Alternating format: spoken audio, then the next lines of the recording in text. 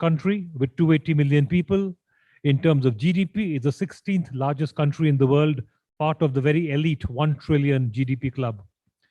And it has excellent relationships with its neighbors in Asia as well as with the rest of the world. Yet, in terms of trade, Indonesia is punching below its weight.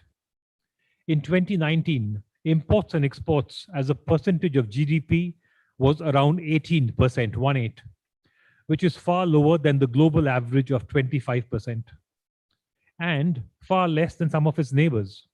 Singapore is 173%, Vietnam is 102%, Malaysia 71%, Thailand 68%. Trade between the European Union and Indonesia used to be 25 billion euro in 2015, but last year it had dropped to only 20 billion. And finally, the EU is Indonesia's 5th largest trading partner, but for the EU, Indonesia is only the 31st largest trading partner.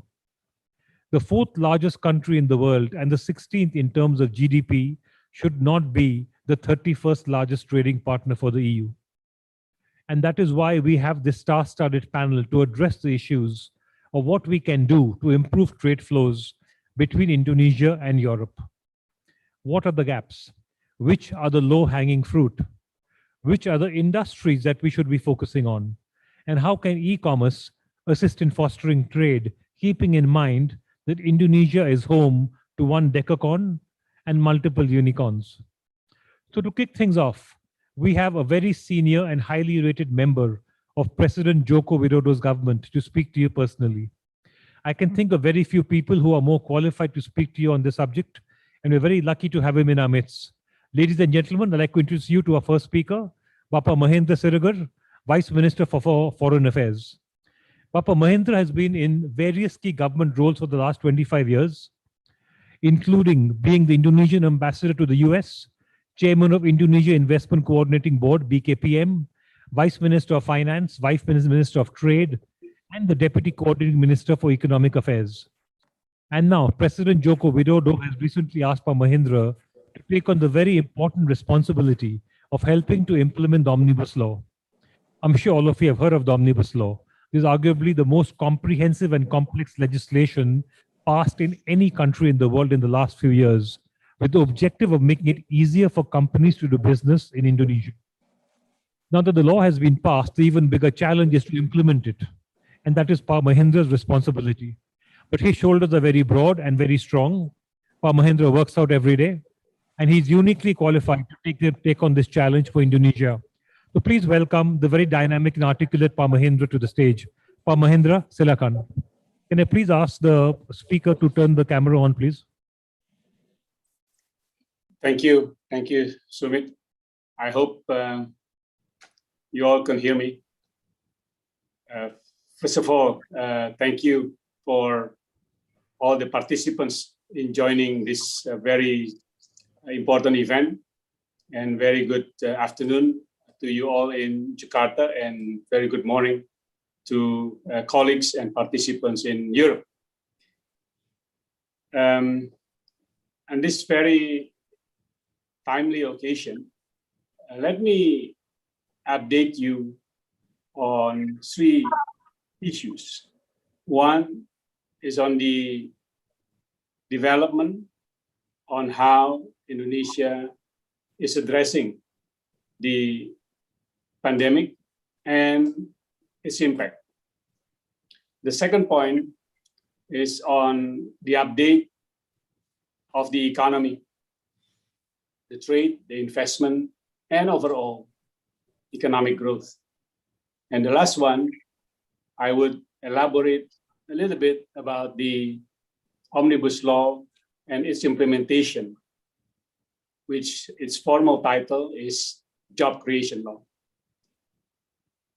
On the impact and how Indonesia addressing the pandemic, let me update you by saying that while the total figure of people have been infected by the virus has increased, but at a lower pace, we have to deal with with the recent spike of the number of infected people, especially because of the events taken place at the end of Ramadan or the Idul Fitri holiday. Despite the government was very strict in restricting the people to move from place to other places to go back to their hometowns, but the situation today is that we have to deal with the impact of that. Although in terms of absolute number, it is much less than what we had to deal with at the beginning of this year, or even further worse at the mid of last year. Meanwhile, on the vaccine distribution, the government has been able to vaccinate around 33 million people, which consists basically 100% of the frontline medical workers and doctors, and then around 60% of the public officials, the merchants, and other key workers all around Indonesia, and about 1/3 of the elderly people. So we hope we would be able to complete this first phase of 42 million people by 2 jabs in the next month and at the latest August, because the capacity of the vaccination program has increased. Now we are able to do around 600,000 per day, and we would like to achieve the 1 million per day vaccination in July. On the economy, let me update you by saying that the latest figures on international trade has improved a lot. We have witnessed the increase of export and imports of over 30% from January to May year to date. And the trend is very encouraging. That covers both on the export side and the import side. And on import side, we saw the increase of the imports of capital goods as well as consumers' goods. So the overall confidence of the business, of the investors, and the consumers have increased and sustained in the last few months. So we are in the strong, consistent path to achieve an economic growth of the whole year of 5%. Meanwhile, in the investment side, we have witnessed an interesting increase in the first quarter of this year by over 6% year on year to the first quarter last year. It is interesting because the first quarter last year, of course, we were just entering the pandemic period. So this shows the confidence to investment in Indonesia, both from domestic investors and FDI are returning back. Now, let me close my remarks by saying some points on the Omnibus Law or the Job Creation Law. The law that was introduced in October last year now have completed the issuance of all government regulations and presidential decrees, which total of 53 altogether, consists of 49 government regulations and 4 presidential regulations. Now we are implementing the ministerial decrees. And so far, most of the decrees have been issued, and we are evaluating the implementation and the consistency of these regulations to the real intention and spirit of the job creation law.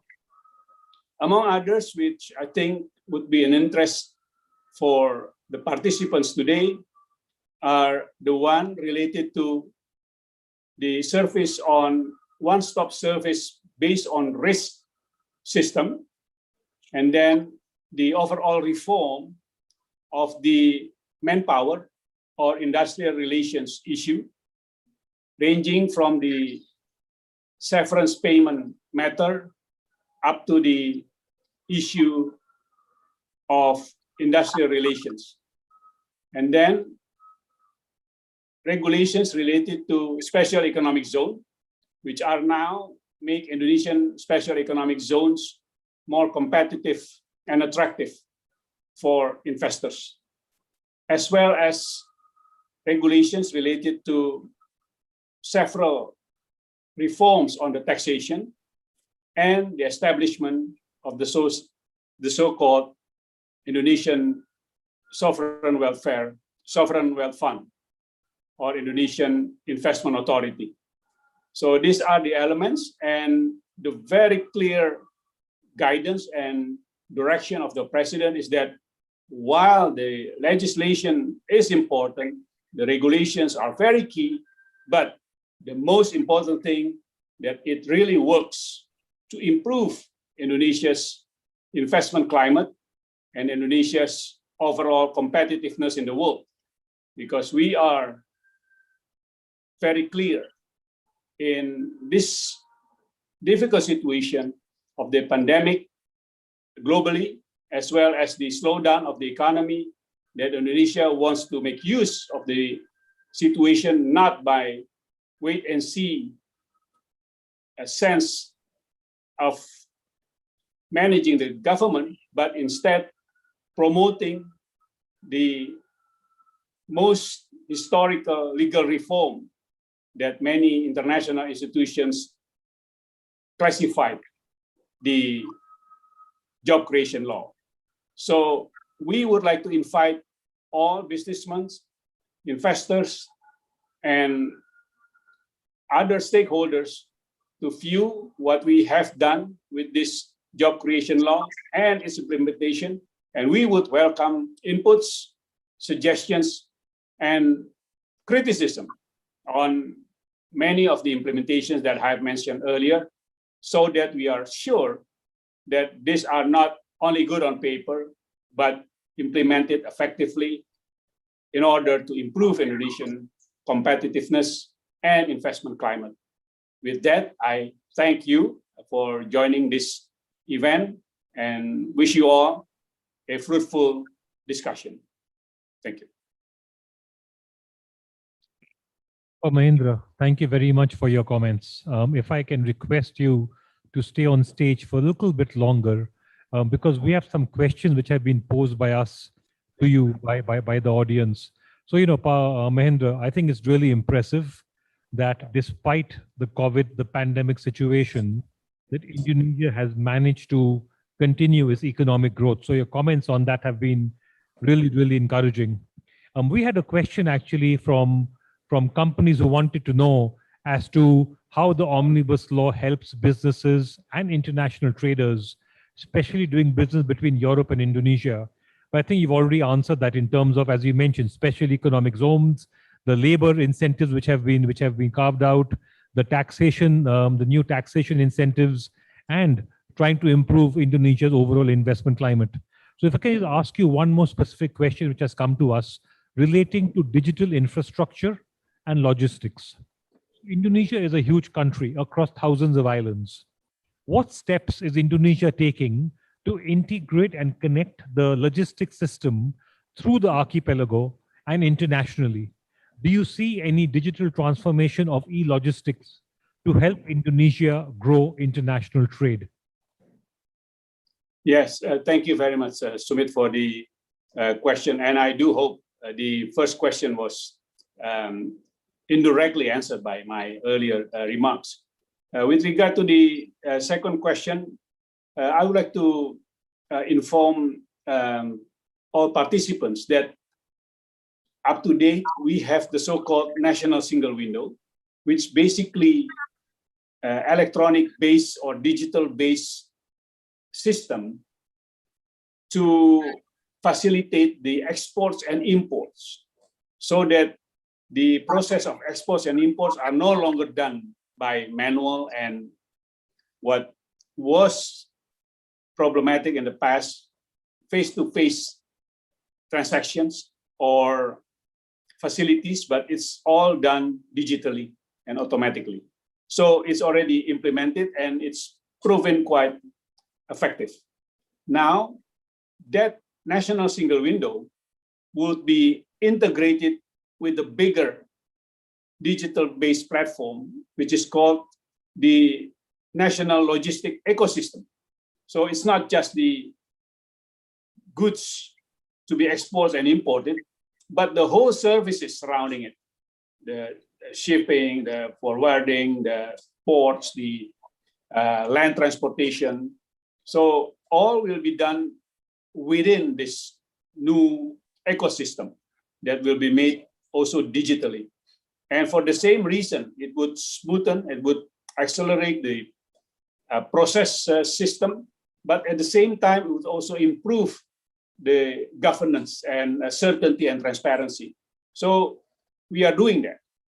Now, with regard to how we could also integrate that with larger digital-based ecosystem, including the payment and the financing, this is also what we want to see, the broader integrated several ecosystems can be done at the same time. This will be taken a little bit longer time, but it is a work in progress, because the lesson learned that we take from this pandemic situation is very clear. Many activities can be done and even have been done more effectively because we are forced to take the digital road due to the pandemic. And now we take that even further. We want to facilitate, promote, and accelerate. So almost all of the elements of our activities going forward would have to have the digital element of that, and it would be even more significant one. Thank you.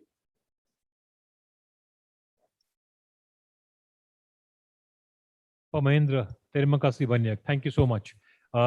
Really appreciate your forthright comments and answers. And I think, you've demonstrated the vast potential that Indonesia has to expand on logistics and digital infrastructure. Terima kasih, Pak. Thank you for your time. We now move to the next phase of the event, which is the panel discussion, which will be chaired by my good friend, Pak Reza Mespaitela. Pak Reza is well known to many of us in Indonesia. He is the founder and the group CEO of PT Valdo Investama, which is an investment holding organization with many dynamic companies engaging in consulting, digital trade, mobile solutions, and technology across Indonesia and other countries. Pak Reza has previously worked for Standard Chartered Bank, for Citibank, GE, and Alliance, amongst others. And he's won a host of awards and accolades, including Asia Pacific Entrepreneurship Award, Leadership Award, Best Asia SME Company Award, and the Most Trusted Company Award.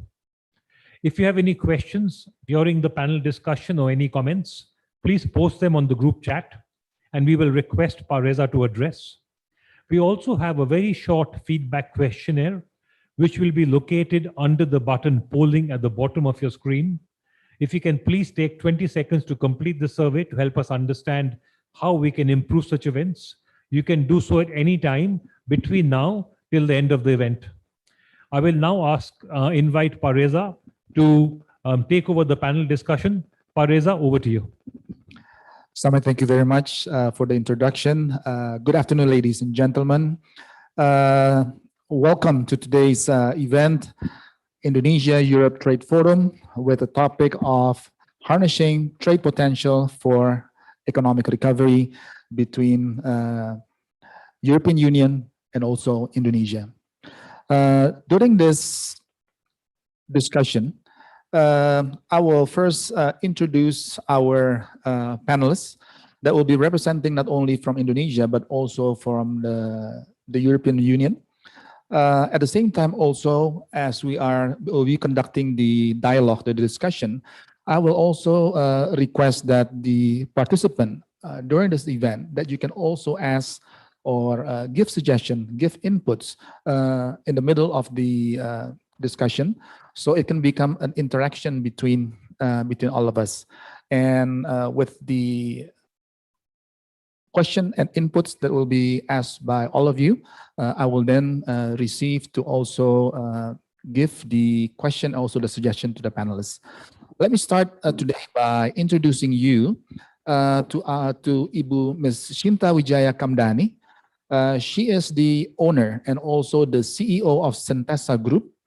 Sentesa Group is an Indonesian group with about 16 subsidiaries, operational subsidiaries, starting from the property sectors to the energy sectors, industrial products, and also consumer products. At the same time, also, Mrs. Shinta Kamdani is also the vice chairman for the Indonesia Chambers of Commerce and Industry, and also the vice chairman for the Indonesia Association of Employers, Indonesia Association, or APindo. Ibu Shinta graduated from Barnard College of Columbia University in New York in 1989, and also the Executive Harvard Business School in Boston, Massachusetts. As part of her achievement, she has received many achievements, and I just would like to share with you some of the many achievement that she has received. One is from Forbes Asia 50 Powerful Businesswomen from 2012, 2013, and 2016. And she also received the 30 Best CEO by Business Indonesia Award in 2015 and 2017.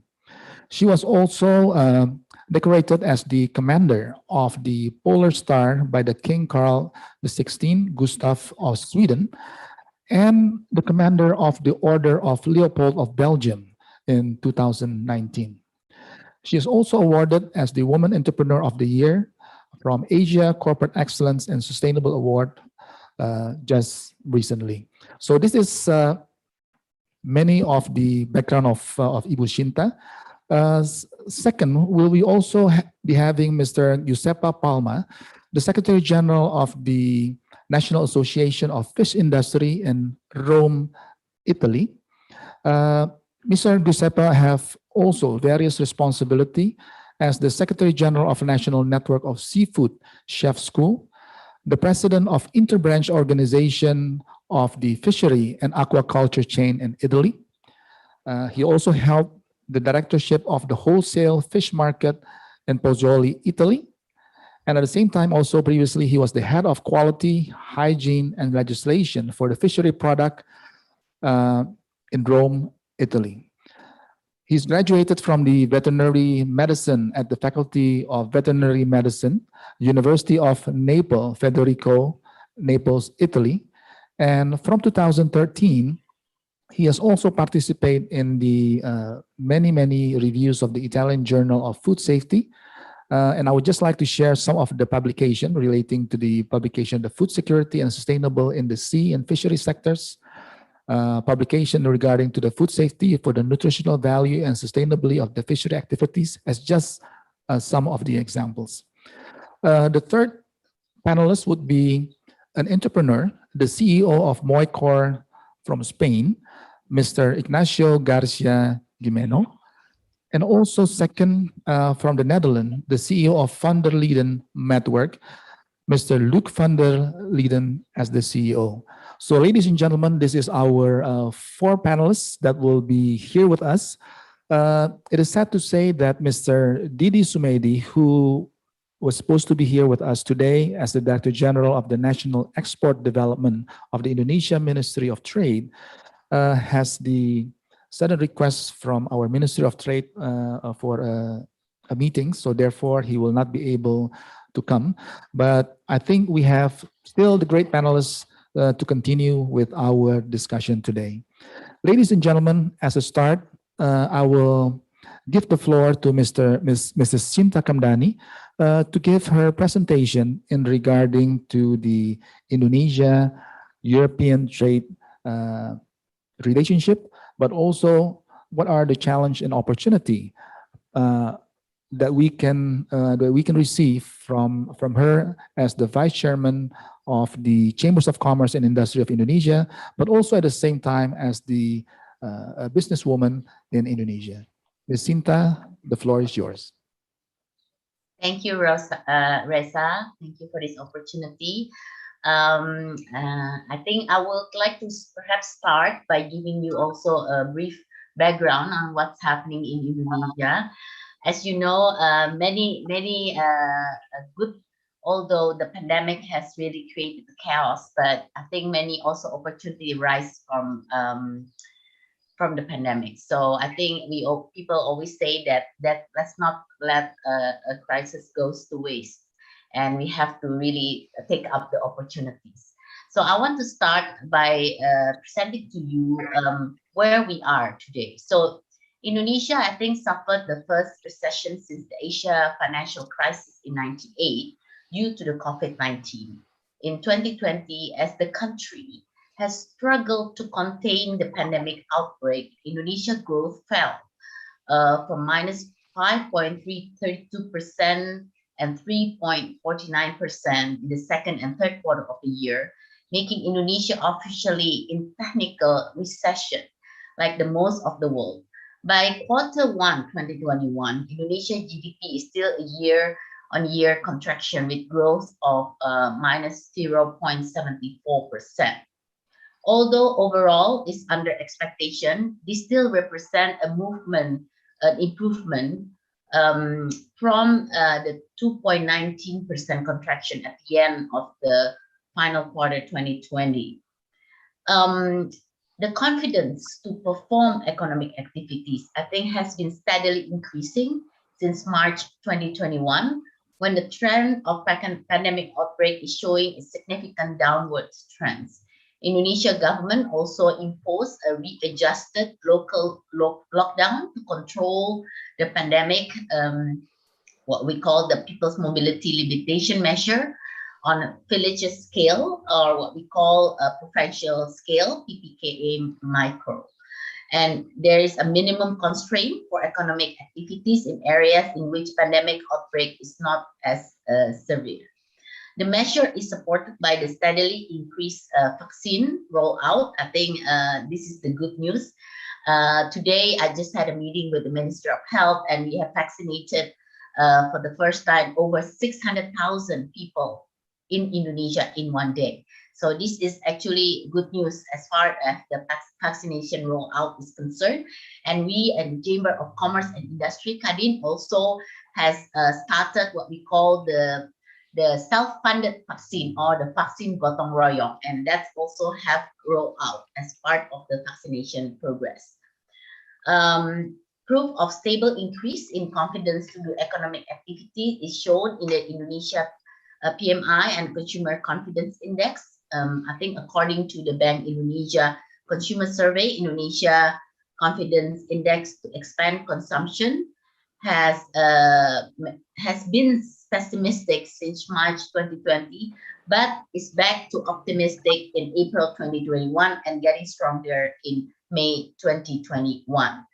The strong improvement in domestic and global market also drives Indonesia PMI and Indonesia Manufacturing Index to continuously improve since July 2020. And we have actually recorded the highest PMI in the last 10 years in May 2021. So it's a good signal that activity are expected to continuously improve in the near future. Indonesia government policy response to the pandemic are already in the right track in the effort to recover the economic downturn due to the Indonesia policy response, which has described in two main focus, which is the health crisis response, focus on reducing spread of COVID, reducing COVID death rate, and of course the COVID vaccination, as well as the economic crisis response, focus on the National Economic Recovery Program by delivering a sixth type of stimulus in the amount of 553 trillion rupiah, an accelerated economic reform agenda, which is focused on what Mahendra mentioned on omnibus law, and again, it's relevant institutional reform. I think this is all seems to be good news so far. Unfortunately, the last week doesn't show that much of good news. I think we are going back a little bit downturn in terms of our COVID situation. This is, of course, due to the Eid holiday past that I think there's still people who are not following the government instruction and regulation to go home to their villages during Eid holiday.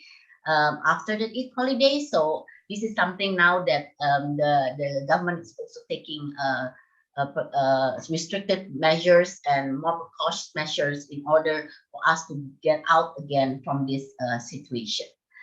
The next slide shows that with the trade to GDP ratio of 37.3% and contribution of net export of nearly about 1% of the GDP in 2020, trade by large is not Indonesia's primary driver to economic growth. However, throughout the pandemic, Indonesian export performance has been resilient. Indonesia total export in 2020 amounting to 163.3 billion US dollar, or contraction by merely 2.6% compared to our export in 2019. And with also exception of the severe export contraction in April and May 2020 due to the pandemic shock, Indonesia export performance has been relatively stable throughout the 2020 and boosted in 2021 due to the global demand recovery and increase in global commodity prices since November 2020. This is apparent in how Indonesian export value from November 2020 to May 2021 surpasses the export performance in the same month in 2019. However, we have to bear in mind that Indonesia export structure significantly changes in pandemic. Prior to the pandemic, Indonesia made export including more manufacturing products, whereby Indonesia top 10 export commodity includes components of machinery, electronic vehicle, garment, footwear, and paper, behind export in coal and CPO. However, in the pandemic, Indonesia export in manufacturing products significantly declined and being replaced by export in commodities. The top 10 export in pandemic now put export in precious metals, iron and steel, and rubber in place of export of electronic machinery components, vehicle, and garment products.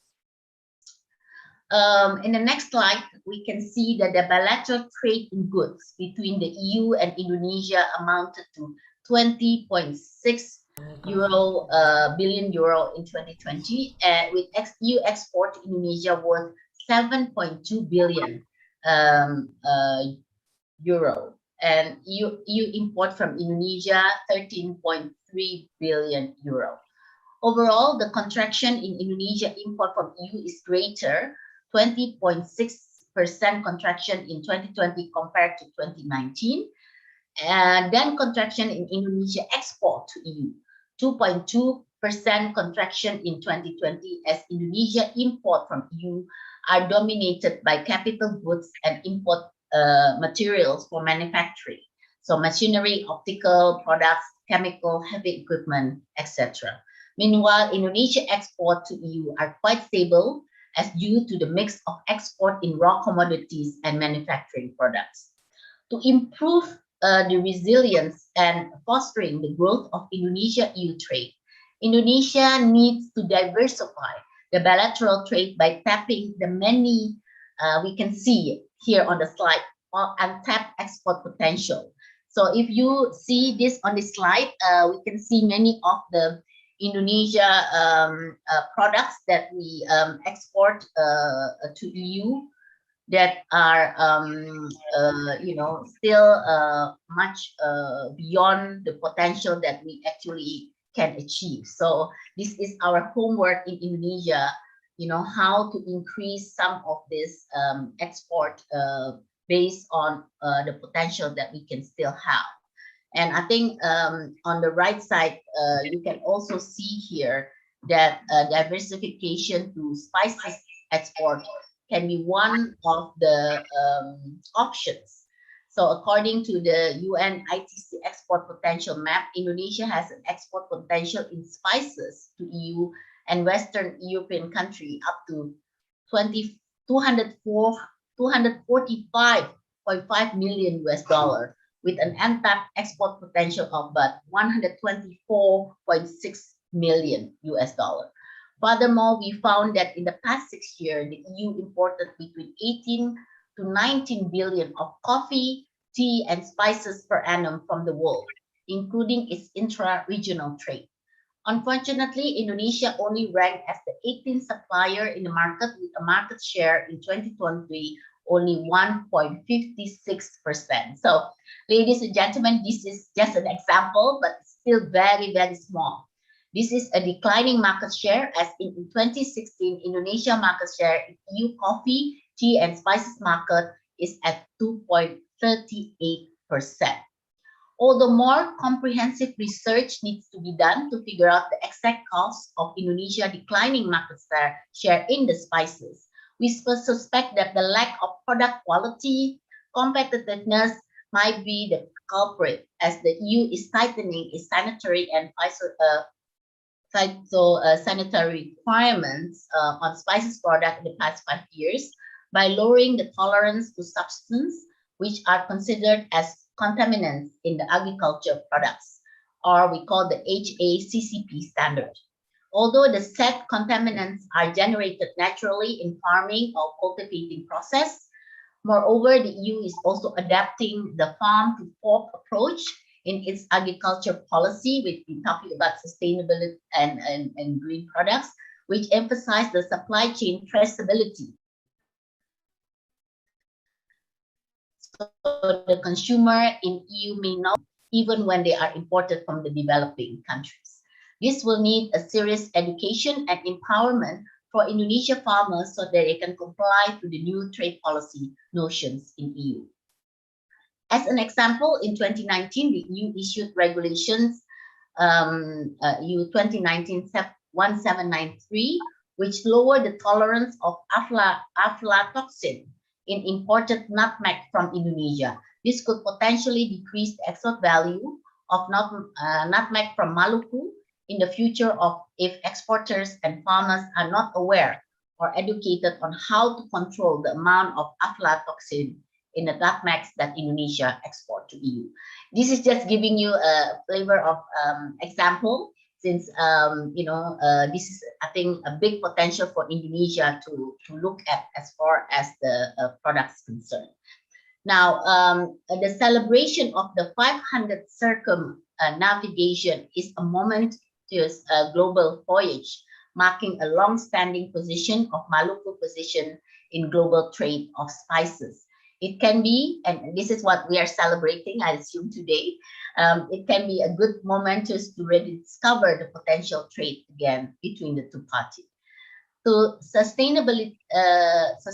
substantially also tap the trade potential, Indonesia and EU need to upgrade its level of interaction by diversifying and deepening the existing supply chain through the three aspects. First is the conclusion of the EU-Indonesia CIPA. This is what we have been waiting for. At the moment, it's still under negotiation between the two countries. I think this is a very, very ambitious agreement, but we from the business sector fully support the completion of this negotiation. The second is the exchange of recent market dynamics and trade regulations. And the third is the empowerment of education to exporters and its domestic supply chain to meet trading partners' market standards. So these are just some area that I would like to focus on, the three aspects.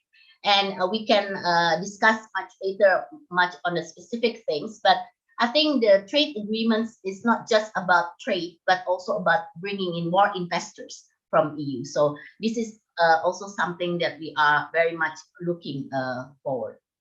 So again, considering the long history of Indonesia and EU, we would like to really look at more how to enhance cooperation between businesses between Indonesia and EU. And I think such forum as today, I think will bring benefits from both sides to explore more of this cooperation. Thank you very much.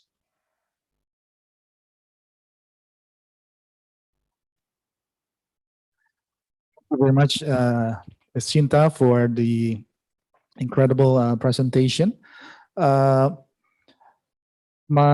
Before I come back to you, Ms. Chinta, in regarding to talk, a bit more deeper in regarding how we can harness the opportunity of the trade between EU and Indonesia. But prior coming back to you, I would like to perhaps goes to Mr. Giuseppe Palma as the Secretary General for the Italian fishery industry. Mr. Giuseppe Palma, probably you can share to all of us here in regarding to your experience and regarding to the Indonesia European Union and regarding to the fish trade post-COVID, but also how do you see the opportunities moving forward in regarding to the fish sectors? Yes, perhaps you can share with us on your view in regarding to this. Thank you. Yes, thank you. And first of all, thank you to you for this invitation, and thank you for the embassy, the Indonesian embassy in Rome, that give to us the opportunity to explain the seafood sector in Italy with the relation with Indonesia.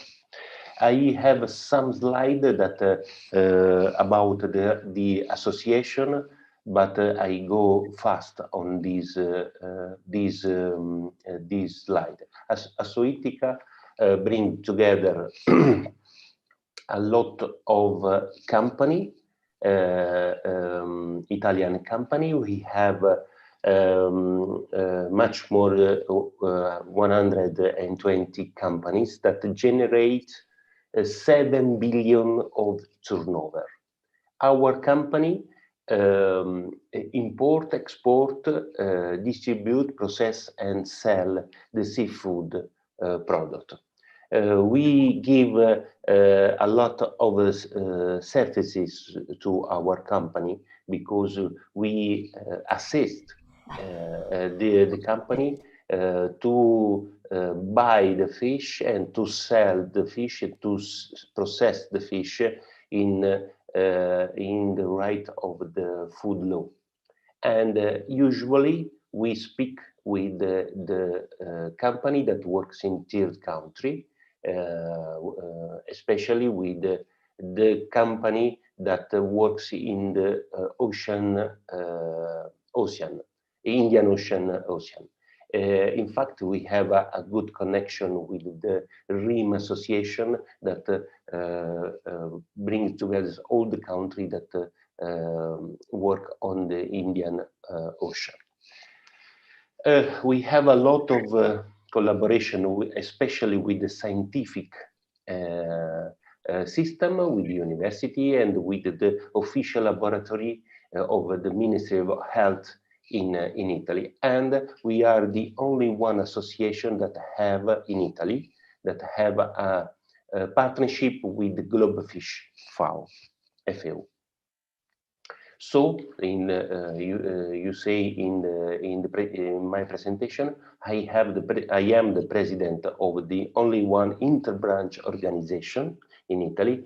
What mean interbranch organization? Is a special organization that puts together the fishermen, the aquaculture, the wholesale market, the industry, the retailer, the restaurants, and the supplier. So all the actors of the fish supply chain.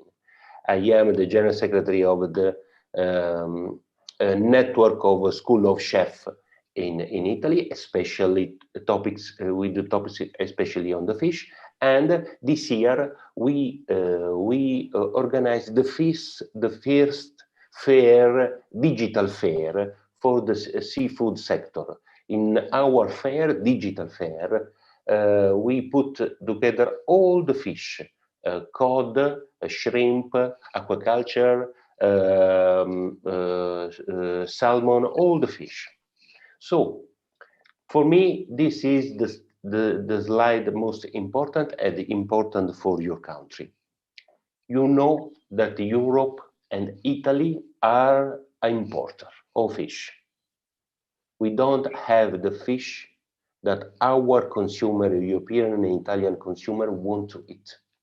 So we need to have much more contact with the third, especially with the third country. In Europe, we import 64% of fish.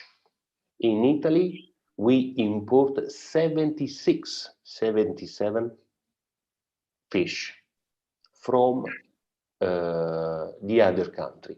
So for us, is important to create the condition to import the fish from this country in a good way, safely, and especially safety, because we, in some cases, we have a lot of problem in importation. To import the fish, we have some problem about the catch certificate, about the IUU fishing, the illegal fishing, and these topics probably we can work together to reduce this impact. We have some problem about the health certificate, and about that we can discuss together to reduce this problem on the health certificate. But at the moment we have a good connection with the Indonesian company about the fish supply chain. But I think that we have the possibility to increase this dialogue and this business, because Indonesia have a good opportunity. Indonesia have a lot of fish. Some of these fish you don't export at the moment in Italy and Europe. And if you want, we can organize a special round table to discuss how many new species you can export in Italy and Europe too. About that, I want to give some information about the future of the food. I report only 2 examples of the most important fish or seafood in Italy: the anchovy and the clam.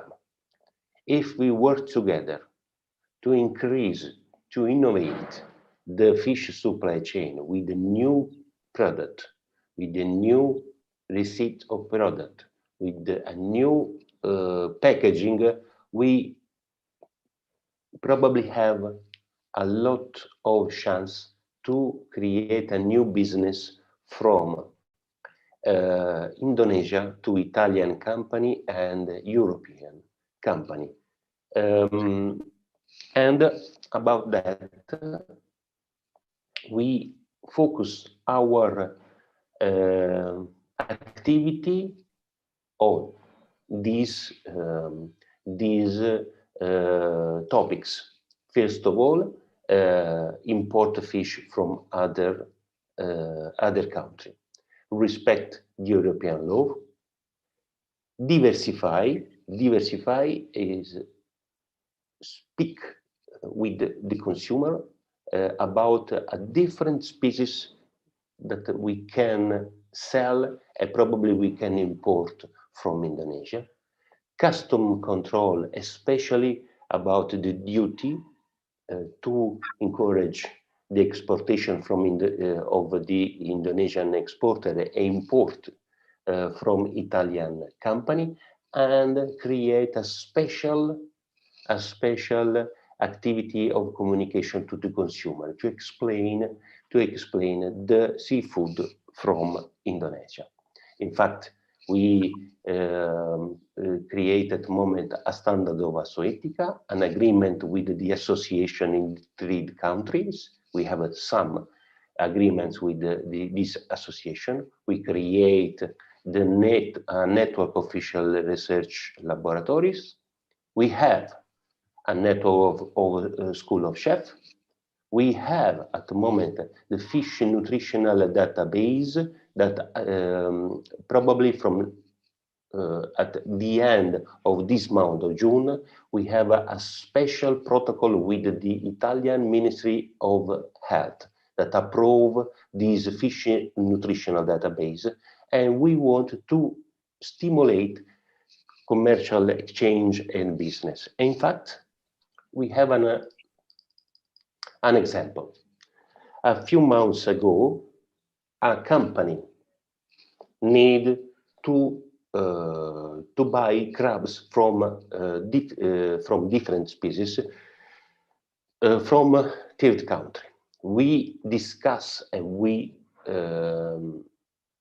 find that in Indonesia we have some crab that are useful for Italian market.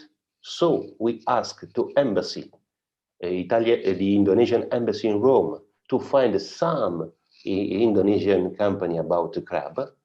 So the embassy communicate the name of this company, and in 2 months, Italian company have a partner in Indonesia and moved. So they work together about a new species that before the Italian company never buy or import from Indonesia. This is an example of a practical example that we think about the cooperation between the Indonesian company and Italian company. This is our idea, and we are open to all opportunity of your idea or your suggest to create a good connection between Italian company and Indonesian company. So I am thank you for your precious attention, and I'm very sorry for my terrible English. Thank you. Mr. Palma, thank you very much for your sharing. Especially, I've noted a few of your how you see it regarding to the opportunity in regarding of not only through Italy but also between Indonesia and EU in regarding to the fish, which I'm going to come later back to you again in regarding to this opportunity, because at the moment, ladies and gentlemen, from the trade exporting countries from Indonesia to the European Union,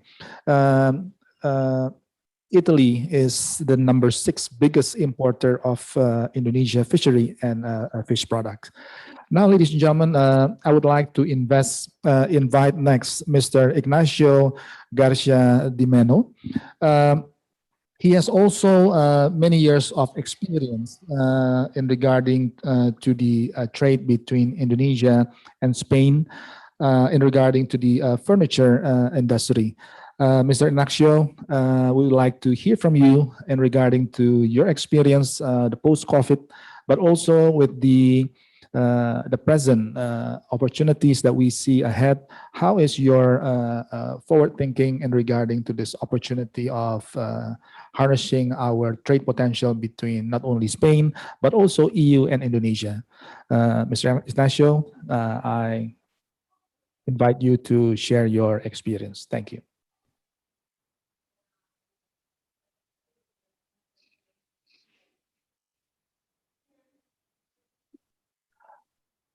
You're still on mute. Is it possible to unmute first? Okay, now? Also, Can you hear? Okay.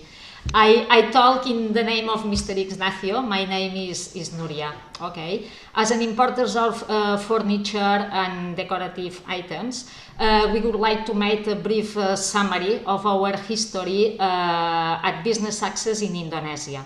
Okay. We started working there in 1998, 1999, so more than 20 years ago. As we didn't know the country, we contacted with a Spanish company who helped us to contact with some suppliers. At the beginning, we have learned many things, such as what good suppliers use in Indonesia, the quality they produce. We had to travel to Indonesia very often to control the quality because European markets are very strict with it. In one of these streets, we contacted the company, who is now our main supplier. We helped him investing some money to buy new machines and enlarge the factory to get a great production capacity. As we have many references in our catalogs nowadays, he is currently working with our computer program to know the priority of each reference according to the stock we have in our warehouse in Barcelona.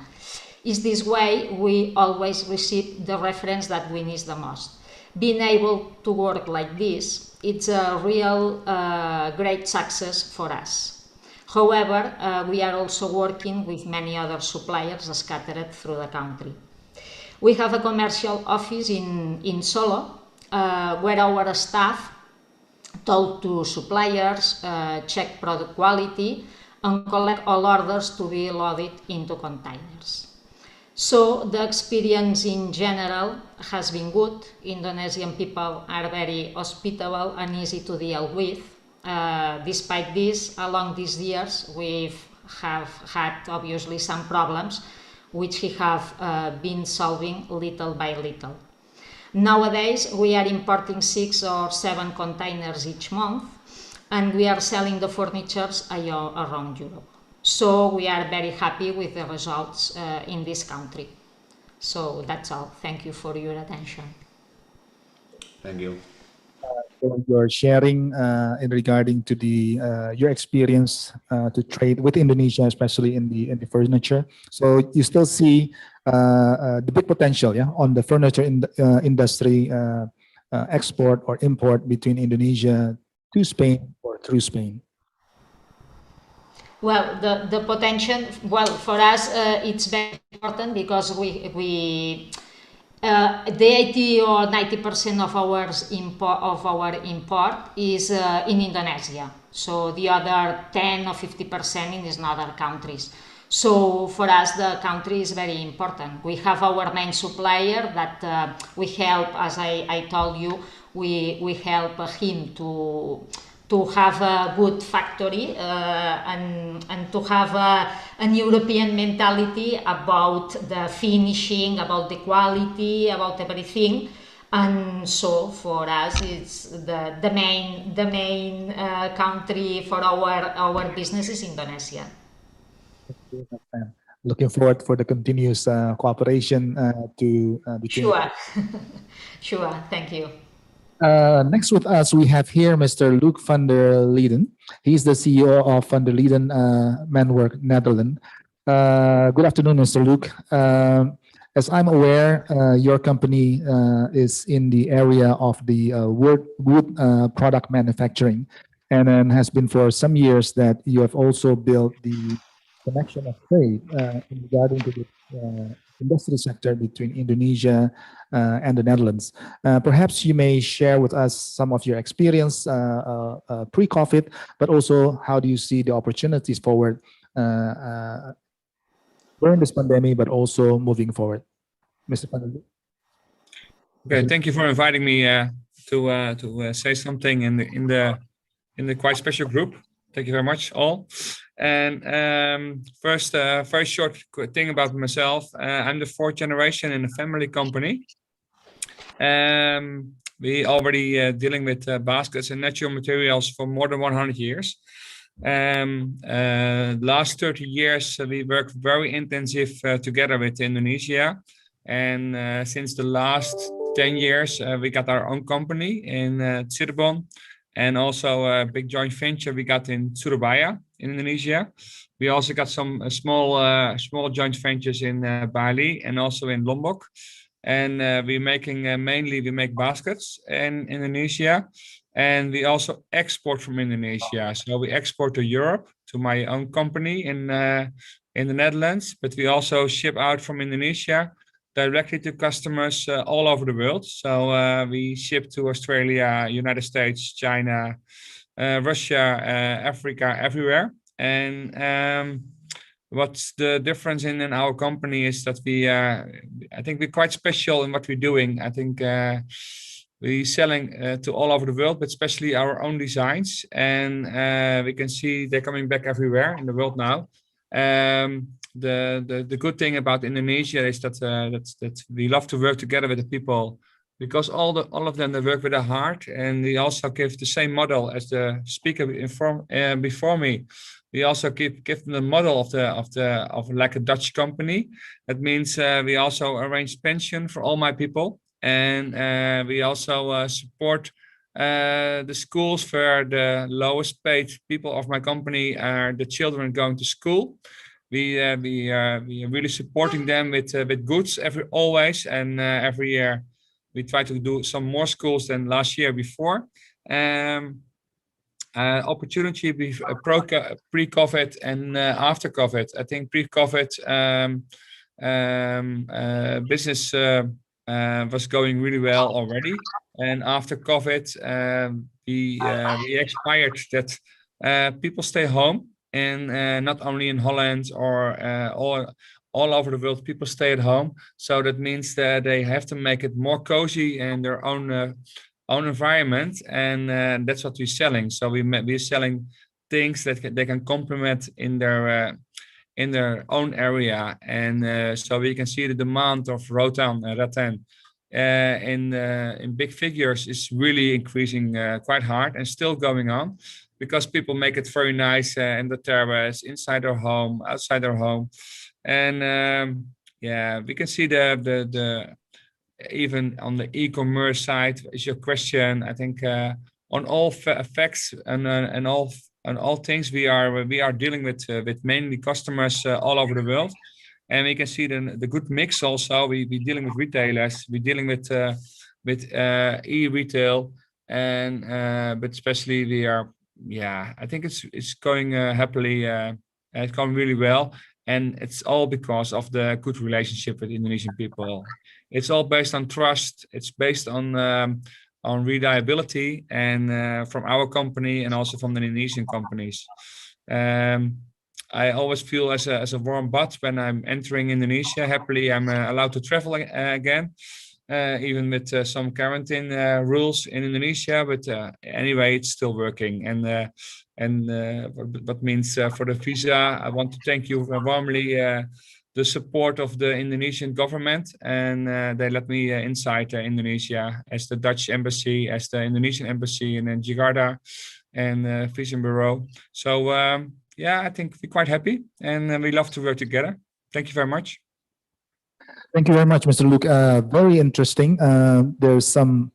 I was just taking notes on what you were saying, especially in regarding to the way how you conduct your business. It's not just importing Indonesian product through your company and then distributing in Europe or in the Netherlands, but also that you're also manufacturing through your joint venture here in Indonesia, and then your market to the world, to the US, and also a different kind of the market. Why I found this interesting, because with this pandemic of the COVID, the global supply chain, but also at the same time the way of doing business need to be adapt, and it's also changing. So therefore, in harnessing the potential of the trade between EU and Indonesia, it is important also for us to create a creative business model that is based on the strength of the countries. And I see here what you're saying is that, for example, you are, just like in Spain with Mr. Ignacio company and also with your company, Mr. Luke, that probably you are focusing on the design and on the market, But at the same time, also you see the opportunities of how does the Indonesian creative industry, just like the furniture industry, are able to support on the production, which, as I'm seeing at the moment, Indonesia is also, Indonesian people are also well known for their creativity of design also. So do you think there's an opportunity of this strengthening of the co-create approach and probably also co-produce between Indonesia and EU in the variety of sector, and in this case, the example of the woodworking sectors or the two furniture sectors that you are establishing at the moment? Probably, Mr. Luke, probably you can respond first, and then after that, I would like to appreciate our panelists from Spain that can also respond the same question. Thank you very much for the question. I can agree on all your questions, honestly. And we just start hiring now from the Indonesian Jakarta school, some design students to get an internship in my company to help me also with designing. And we like to teach them also the Dutch way of thinking about my items, and we follow them also in their design, and it's really working well. And to be honest, we just start last month to invite them to come over, but it's really good to see already the result is really it's nice to see that they also love to work together in the same method of us of our company. Thank you. Mr. Ignacio, you're still unmute. Okay. At the beginning, we tried to design our own designs here in Spain, but for many years ago, we designed, when Mr. Ignacio goes to Indonesia, we designed all together with our main supplier there. So we create the furnitures in Indonesia with our supplier. Thank you for your sharing. Ms. Shinta Wijaya Kamdani, if I may come back to you again. You mentioned earlier on your presentation that there is an opportunity for us to see in regarding to the needs of the diversification of the Indonesia export potential. And not only from the aspect of the potential of Indonesia, but also in terms of bringing the synergy between the strength of the EU cooperation, but also from the Indonesian private sectors.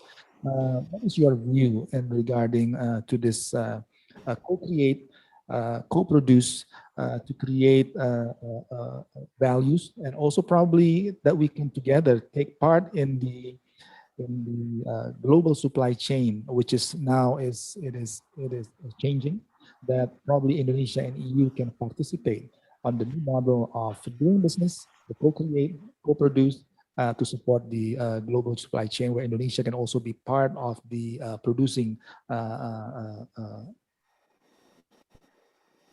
Yeah, thank you, Reza. So I think we first need to understand that one of the challenge in Indonesia at the moment is basically that we are not part of this, what we call the global supply chain, right? So we are actually still very much dependent on import on our raw materials, because 70% of our raw material for productions is still imported.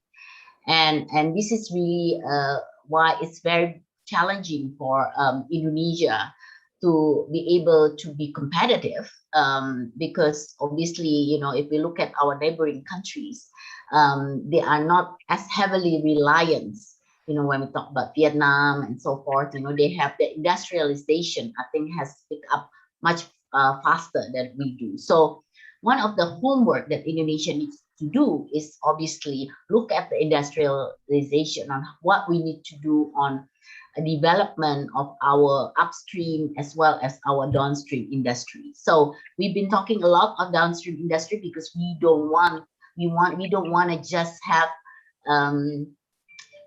we need value added products, basically. That's how the downstream is. But we also need the upstream industry, because we can't be relying so much on importing for the upstream industry. On the other hand, when we look at this, what does Indonesia need to do in terms of the development of this industry? Industrialization will require many aspects of many elements of partnership. And I think this is where EU can come in, whether in the technology and innovation aspect, because that's one thing that we clearly need is going also on more on high tech. Indonesia has been quite, our progress is very limited on high tech industries because we've been really so much more our labor, our skills that's available is not for the high tech. So I think technology and innovation is definitely a big thing that we need to get from EU as potential partnership. And of course, this is something when we look at EU, it's large. Which country are we talking about? So we need to be quite specific in what countries, what products, what kind of sector that we want to partner. Now, the other aspect also, when we look at the other side, we are in the preparation of the EU CEPA. The EU CEPA is not just about agreement of free trade, so trade in goods, trade in services. We talk about capacity, economic cooperation, which is a very big part. We talk about investment, but we also need to look at our readiness for the implementation of this agreement. So one thing when the government is doing the negotiation, this is no longer about just tariff. Of course, tariff is important, but this is not just tariff. We talk about standardization of products. Many of the challenges when we talk about exporting to the EU market is also looking into standard of our products. And I think this is something that we've been talking a lot about standardization and what are the demands from the EU market. So many of this homework of the EU CEPA has to start now, beyond just the negotiation that the G2G is doing, but the preparations from the business side, from both sides, to look at this potential of what we can do together. And I think Kadin has been very instrumental in trying to facilitate both business sides to look at some of these potential sectors, potential products that we may take opportunity when the EU CEPA is completed. And we talk a lot, Reza, about sustainability. We talk about, how movement into we know EU has the EU Green Deals and so forth. Of course, that makes a difference for Indonesia. If we want to take and capture that potential, we have to be there. We need to be part of this game, right? So I think we can really definitely see many of these partnerships coming out because we need the EU business side to kind of work together with us on this. Because at the end of the day, we can't do it alone. We need this strategic partnership. That's important.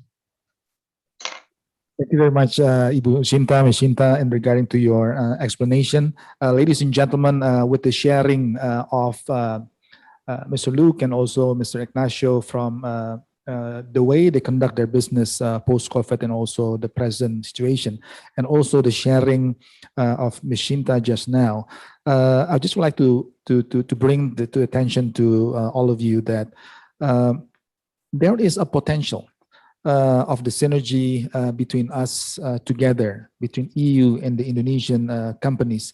As Ms. Shinta was sharing that there is an opportunity on the upstream industries. Yeah. So, for example, many of our end manufacturing products still require imports of the components from other nations. So, from the example of what Mr. Luke van der Linden was just sharing to us in terms of the model of his business on the co-create and also co-produce, using Indonesia also as one of his base in producing the product and then exporting from Indonesia.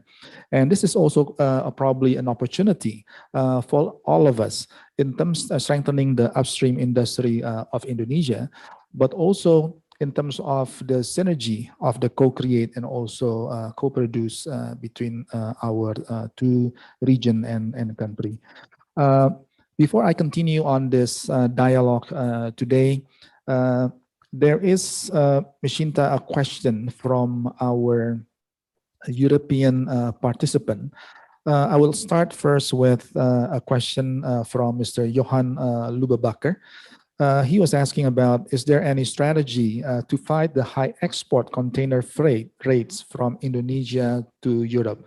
And of course, as we all know that with the challenge of the pandemic, that sometimes container or finding a container is also a challenge, not only in Indonesia or Europe, but also globally. Ms. Shinta, your view?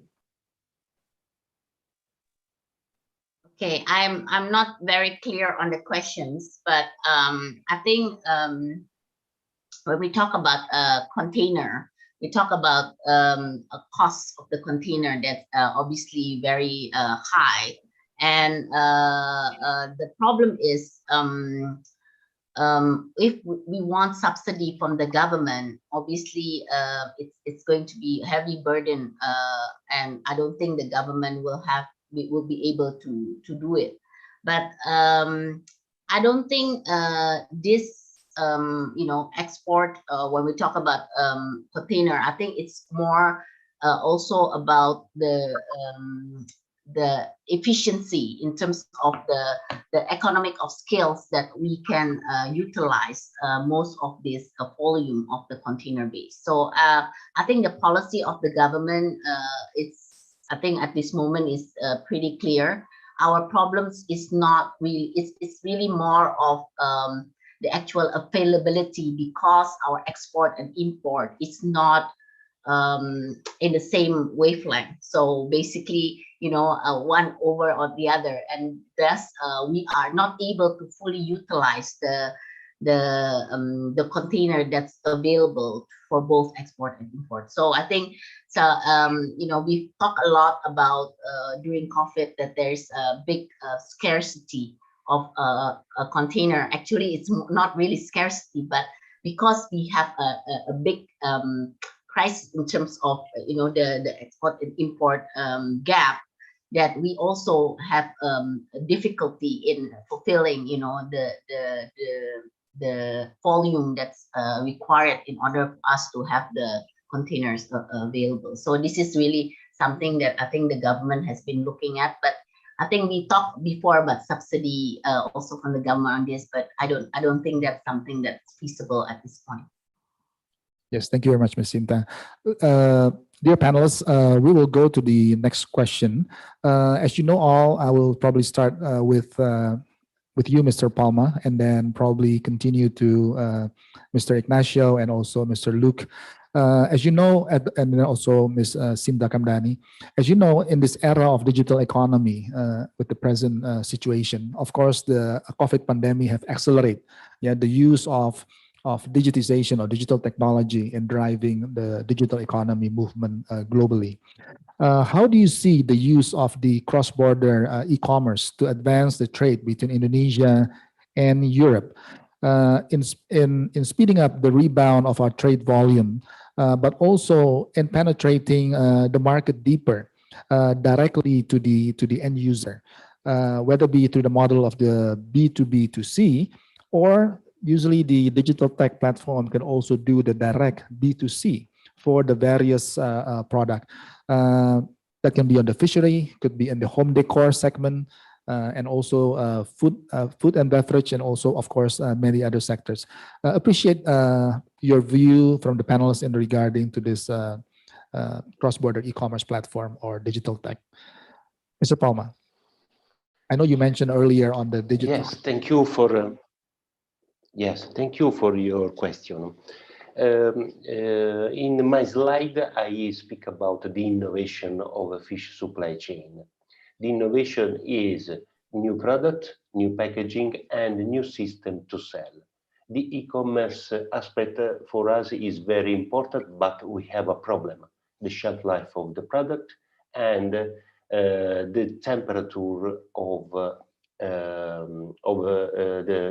sale. But in the pandemic period, we notice that our company increase the volume of sell from e-commerce. So, in combination with the new system of packaging and in the special topics to communicate to consumer, I think that the e-commerce for fish sector will be a good opportunity, because with the e-commerce, and so we have a lot of space to explain the product, we can explain to the consumer, so B2C, the consumer, our product, the nutritional characteristics, sustainability, or other thematic that are very interesting for the consumer.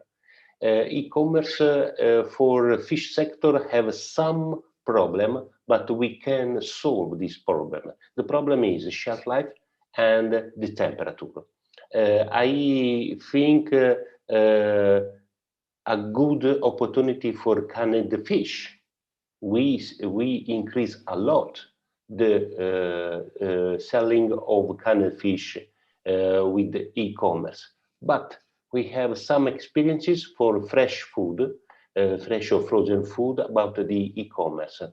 So I think that for the Indonesian production, we have a good opportunity to explain the Indonesian product to the consumer. So if you want, with the cooperation of the embassy or the association in Indonesia, we can discuss and work on that opportunity.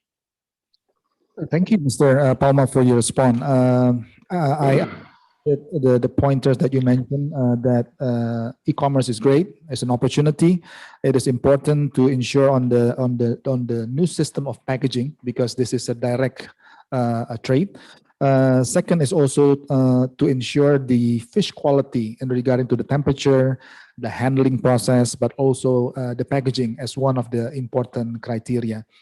Just to share with you, Mr. Palma, a few years back, I was from the Indonesian Chambers of Commerce and Industry, was also assisting the arrangement of a direct, we sort of like starting with a plan and then managing the handling process until the trade process of a fresh tuna loin from the Maluku Island. So basically 6 o'clock, the fish arrived from the sea, from the fishermen. And then it was designed automatically, goes directly to a fish processing company in Maluku. And then after that, it was taken with the Garuda Indonesia flight to Jakarta for a direct flight to Amsterdam. And then from Amsterdam, it arrived around 6, 7 o'clock, direct distribution to the various targeted restaurant or the targeted supermarket. So we had some experience of doing that. And I think probably it's an opportunity also that we can try with Italy, but also for the rest of EU in terms of how do we use the e-commerce, but at the same time ensuring the advice that you mentioned about the fish qualities, but also in regarding to packaging. So probably we'll move forward on this opportunity also. Mr. Ignacio, and also later on followed by Mr. Luke, how is your view in regarding to the digital technology, especially in the e-commerce of a direct transaction between Indonesia and Spain and also Europe? Well, e-commerce, obviously for us, it's a very important tool from the COVID. We import all the furnitures, arrive here in our warehouse in Barcelona, and here we send B2B to our final customers around Europe. The problem, as Mr. Palma said, is the packaging. We have had to improve a lot the packaging in our suppliers in Indonesia. Because when we receive here, we have to send directly to the private customers, I don't know, in Germany, France, Italy, or everywhere. And then the problem is for us is the transport agency for our type of items. So well, we are trying to improve a lot. So yes, I understand about the challenge, but you see there is a potential of doing this direct or utilizing the digital technology or the e-commerce. Yes. Yeah. Now it's yes. Well, we sell wholesale generally, but maybe now the 30% of our sales are directly to the e-commerce, and we try to get more sales. Right. Yeah. Sir van der Linden, your view? Yes, for me the same situation. I think in future, I think it will be possible that we can ship out from Indonesia directly to consumers. But till now, we produce so big volume that we have most customers dealing in e-commerce, and they prefer to receive them the goods with their own labeling, custom made, etc., etc. And we already pack them by one, so they can send them out. So I think we already in that process. But now, for example, we send one full container to United States, and those people put it on Amazon and send it immediately to the consumer. But now, till now, we never sent any basket or something like that to any consumer. But I think the world is open, and we are prepared for that. So we can simply do it tomorrow if you want. Yeah, and we already have the process in it, and also the computer system we have, and so we can print out, send it by DPD or by DHL or whatever, and we can do it tomorrow. But till now, the question is, we do volumes more, so my customers doing it now. But if you want to change, it's possible easily. Yeah, no problem. Great. Mr. Palma, Mr. Ignacio, and Mr. Luke, I think this is something that we can take the opportunity together in terms of how to start the low-hanging fruit, in terms of, start the new way of doing business and regarding to the digital technology, so we can continue develop the growth of the transaction between our two nations. Ladies and gentlemen, I know I have here also various questions from people that's joining with us today, but a lot of the question is in regarding, for example, I have here from Mr. Tri Andi, in regarding to we produce coconut shell charcoal, white copra edible, and also rattan furniture handmade. Please tell us the potential of our products in the European market and how to find the potential buyer of our product. Thank you so much. Second is from Mr. Alvan Atarik. How can we find a trusted buyer? Can the Embassy of Indonesia help us? I'm a tobacco supplier from Indonesia. And also last from Mr. Triana. What is the prospect for pharmaceutical industry in Europe? Can we get the contact of the buyer from the Indonesian embassy? So probably this three question is relating to the market access. And yes, ladies and gentlemen, Mr. Tri, Mr. Alvan, and Triana, at the moment, the Indonesian embassy, the KBRI, and Europe are able to assist us in regarding to finding the new buyer or even how to access the market in Europe. But at the same time, also we have various ITPC, Indonesia Trade Promotion Center, that is also located in different cities in Europe. And they are also able to assist your product in penetrating and also finding the right partners in Europe. But there is a question from Mr. Tri Andi, as he is also a rattan furniture handmade suppliers. Mr. Ignacio and Mr. Luke, I know that you are in the furniture segment of industry. How do you see the potential of the Indonesia rattan furniture handmade in respective countries, but also in Europe? So probably, probably you can also partner with Mr. Tri Andi because he's also of this. Shall I start? Yes? Yes, Mr. Luke. Yeah, I see a lot of opportunities, and as you know, we are dealing already for 30 years with Indonesia, and we always look to opportunities on how can we do it better and how can we increase. So, I think we're now on this moment already on the maximum of the increasing we can do.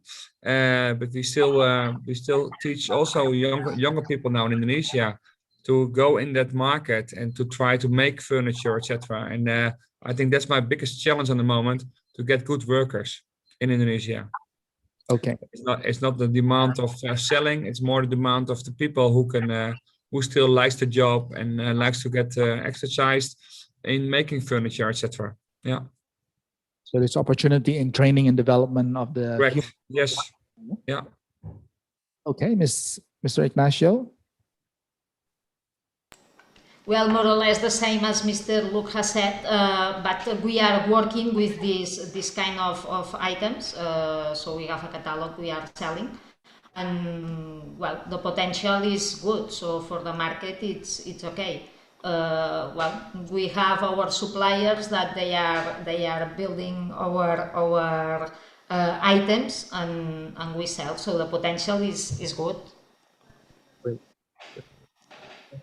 Ladies and gentlemen, the panelists, Mrs. Shinta Kamdani, Mr. Giuseppe Palma, Mr. Ignacio Gimeno, and also Mr. Luke van der Linden, thank you very much for your time to be with all of us here today in regarding how do we harness the potential of the trade between the between European Union and Indonesia.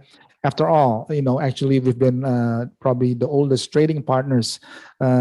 It weighs back in the 500 years ago, when the spice trade from North Maluku and Maluku is being conducted but with European countries like Portugal, Spain, the Netherlands, and also UK. So let us together harness the future and also plan for a better future together between Indonesia and EU. I see there's many opportunity of the co-create and also the co-produce, and especially the use of the digital technology, e-commerce, and driving the accessing the market, not only from Indonesia to Europe, but also from Europe to Indonesia through the platform. And with that hope, that probably together with you from the fishery industry, from the furniture and the home decor segment of industry, and also many other industries that's potential between Indonesia and Europe, that probably we can try this initiative in terms of how do we do this digital technology or the e-commerce platform as a way of our trade moving forward. But at the same time also, how can we move on this experience of the co-create and also co-produce from Indonesia and together with the European technology. And also one of the important remarks that was mentioned by Ms. Sinta Kamdani was on the importance of how we should see the diversified of our export potential and regarding to the products, not only from the traditional products that we are trading between Indonesia to Europe or from Europe to Indonesia, but probably there's an opportunities of, and Ms. Shinta was explaining of the opportunities of many products of diversified other potential products that we need to take a look. And this is also being mentioned by Mr. Palma on the opportunities of identifying the new species of fish or the fish product that we can also work together. Ladies and gentlemen, at the end of the day, we are also limited of time. I'm sorry that I'm not able to ask all of your question, but we will take the opportunity to take your question and also come back to you again. Thank you very much. And then with that, I will give back again to Mr. Samit Duta. But prior to that, I will go directly to Mr. Ngurah Swajaya as the Director General of America Europe from the Ministry of Foreign Affairs of Republic of Indonesia. Mr. Ngurah.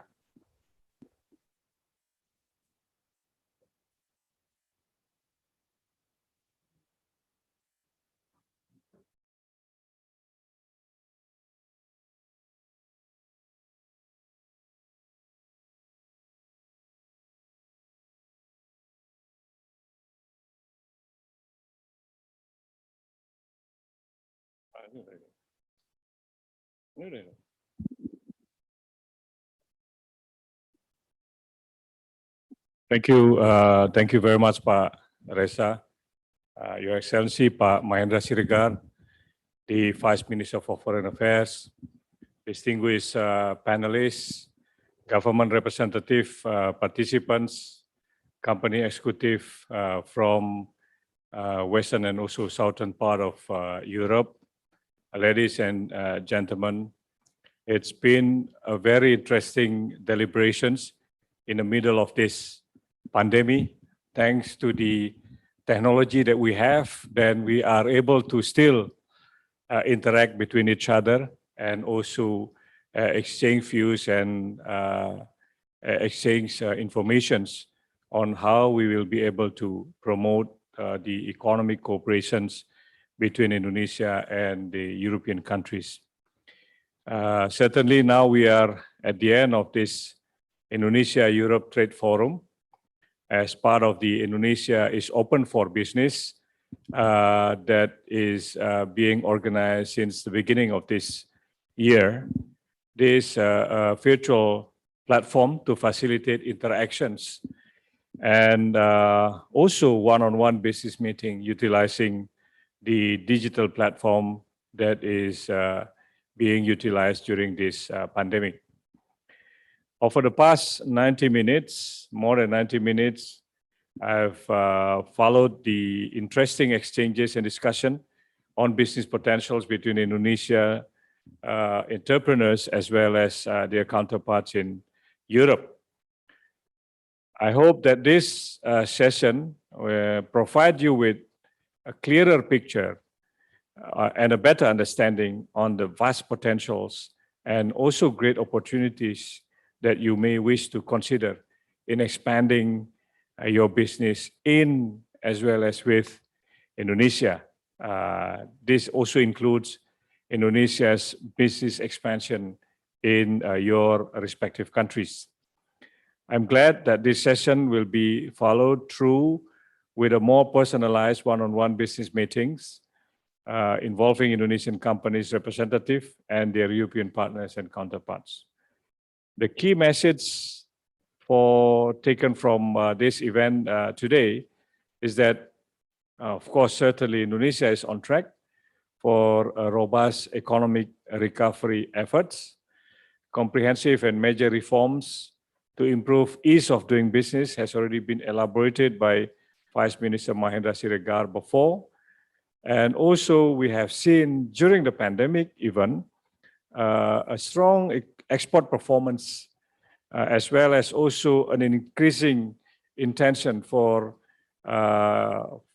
investment in Indonesia, both from domestic as well as international investors. We all agree that global trade continues to be key part in the economic recovery. To some extent, the trade disruptions induced by the geopolitical dynamics in the past and also the pandemic need to be addressed. But most importantly, is also the need for us to reject the unjustified trade discrimination and protections that will not help us in addressing or in recovering the economy that has already been badly affected by the pandemic. In addition, we should also address the problems of a higher cost of transportation that has already been